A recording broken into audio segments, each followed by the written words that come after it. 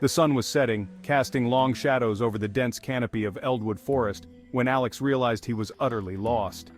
He had ventured out for what was supposed to be a brief hike, a break from the relentless pace of city life. His map, now a crumpled mess in his sweaty palm, seemed useless as the trails twisted into unrecognizable patterns. The forest, known for its beauty by day, transformed at dusk. The cheerful chirps of birds gave way to the unsettling silence, punctuated occasionally by the distant hoot of an owl or the rustling of unseen creatures in the underbrush. Alex's initial annoyance at his misdirection turned to unease as the light faded. He decided to follow what he believed was the path back, but with each step, the woods seemed to close in, the trees whispering in the wind, their branches like gnarled fingers reaching out. His phone, with no signal, became a useless brick in his pocket. As night fully embraced the forest, Alex stumbled upon an old, decrepit cabin, barely visible in the moonlight. Desperate for shelter, he pushed open the creaky door. Inside, the cabin was barren except for a dusty mirror hanging askew on the wall. He caught his reflection. It looked distorted, his features stretched in an eerie grin that he wasn't making.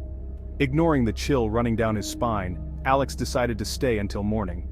He lit a small fire with some old wood and his lighter, the flames casting dancing shadows that seemed to move independently of the fire's flicker. The night grew colder, and with the cold came whispers.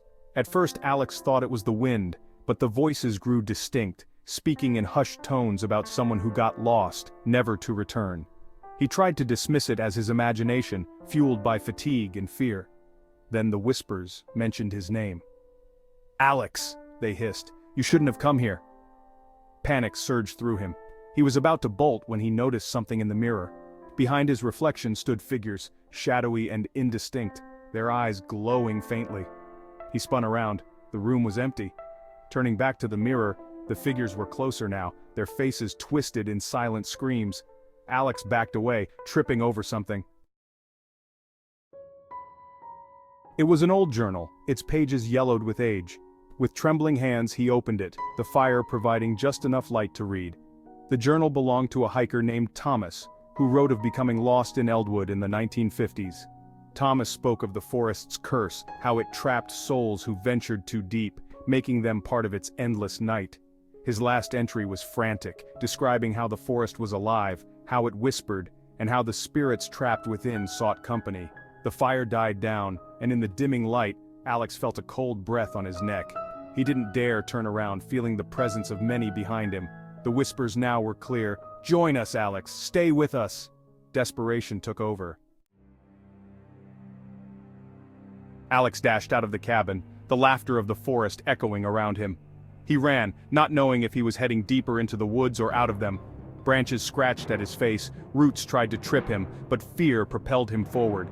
Hours seemed to pass, or perhaps it was minutes stretched by terror, when he suddenly broke through the tree line into a clearing where his car was parked, as if he had never left the spot. The first light of dawn was breaking, casting a surreal glow. Exhausted and relieved, Alex drove away, swearing never to speak of or return to Eldwood. But as he glanced in the rearview mirror, he saw, or thought he saw, figures waving from the edge of the forest, their forms dissipating with the morning mist. Back in the city, life resumed, but Alex was changed. Nights were the worst. He would wake up hearing whispers, feeling watched. He avoided mirrors, for sometimes, in the corner of his eye, he'd catch those glowing eyes staring back. Years later, curiosity or perhaps an unseen force drew him back to research Eldwood. He found old articles, tales of disappearances, each story eerily similar to his. Each lost soul was said to have left something behind in the forest, a piece of themselves, forever echoing in the whispers of Eldwood. Alex never returned to the forest, but he knew, in some way, he never truly left.